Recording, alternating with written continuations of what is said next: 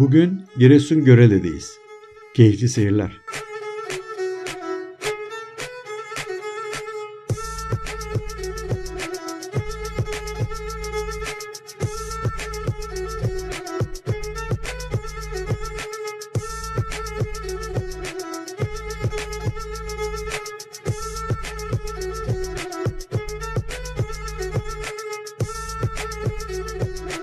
Görele, Giresun'un kuzeydoğusunda bulunan ve Karadeniz'e kıyısı olan bir ilçe.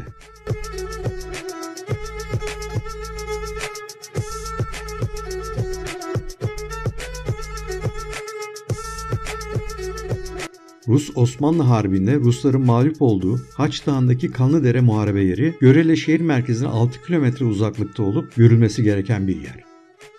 Görele ayrıca Karadeniz'in vazgeçilmez çalgısı kemençe konusunda atılım yapmış bir ilçe. Öyle ki bugün kemençenin başkenti olarak anılmakta.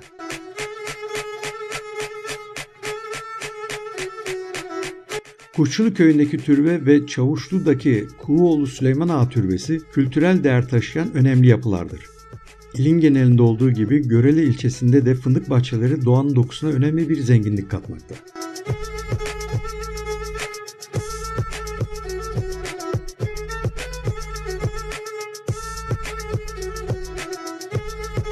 Korolla, bölge valisi Arnianus'un İmparator Hadrianus'a yazdığı mektuplarda da geçen bir yer. Bu yer adı Latince kor kırmızısı anlamına gelen Corallium sözcüğüyle karıştırılsa da köken olarak Asya dillerine bağlıdır.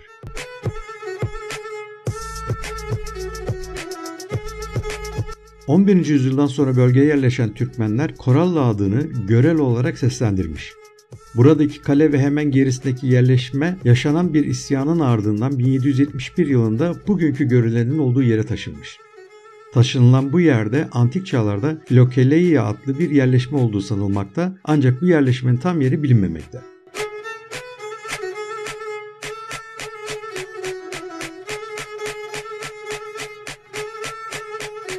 Osmanlı Türkiye'sinin idari reformları doğrultusunda 1867'de Trabzon vilayeti kurulunca bu vilayetin Trabzon sancağı içinde kalan Görele önce Tirebolu kazasına bağlı bir nahiyeydi. Sonra aynı sancağa bağlı bir kaza haline getirildi. Bir kazayken 1894 yılında Görele'nin nüfusu 31 bin kişiden oluşuyordu. 1923 yılında ise ilçe Giresun'a bağlanmış.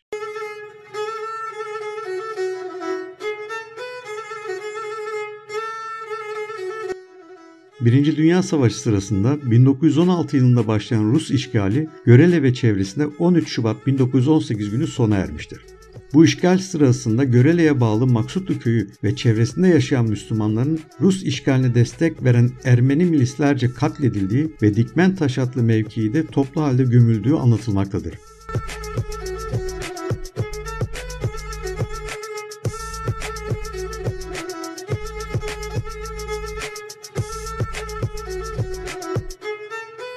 İlçede turizm çok gelişmemiş olup ekonomiye bir katkısı yok. Daha çok iç turizm hakim. Yayla turizminin dışında turizm amaçlı da herhangi bir faaliyet yaygın değil. İlçede yaylacılık çok gelişmiş. Eskiden bölge halkı hayvan otlatmak için yaylaya göç etmekteyken son yıllarda temiz dağ havası almak, dinlenmek ve çeşitli yayla şenliklerine katılarak eğlenmek için yaylaya çıkılmakta. Önceden yaylaya yürüyerek gidilirken ulaşımın sağlanması ile otomobillerle bu yaylara 1-2 saatte gidilip gelinmekte.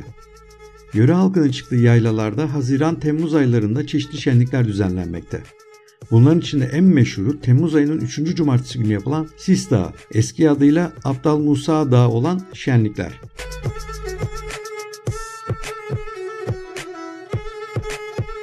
Görele sahile kıyısı olan bir ilçe olması nedeniyle birçok plaja ev sahipliği yapar.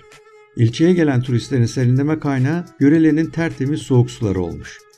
Butik otellere ev sahipliği yapan ilçe, büyük oteller barındırmaması nedeniyle büyük oranlarda turist çekmemekte.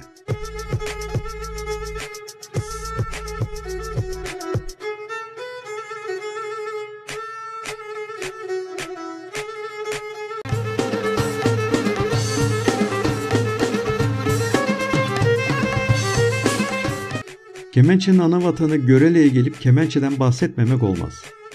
Görele kemençesi Çepni yadigarı. Kemençe bölgede 1400'lü yıllardan sonra varlığını göstermeye başlamış. Çepniler bölgedeki dut, kiraz, erik, gül ve ceviz ağaçlarından kemençe yapmış ve yaygınlaştırmış. Yayı kızılcık ağacının dallarından yapılmış olup yayların da vazgeçilmez arkadaşı atın kuyruk kıllarından yapılmış. Bu açıdan da kemençe öz Türk Çepni çalgısıdır. Bölgede kemençenin tarihi Görele'de başlar. Görele hem kemençenin tarihi hem de horon tarihinin oluştuğu ilk yerleşim yeri. Görele kemençenin doğduğu topraklar olarak anılmış. Kurtuluş Savaşı sonrasında Türkiye ile Yunanistan arasındaki nüfus mübadelesiyle kemençe Karadeniz bölgesinden Yunanistan'a giden Rumlar tarafından başta Selanik olmak üzere Kuzey Yunanistan'da yer alan göçmen köylerinde hala kullanılmaktadır.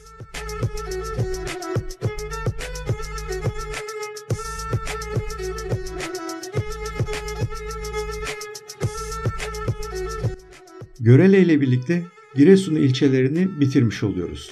Artık Trabzon'a doğru yola devam. Takipte kalın.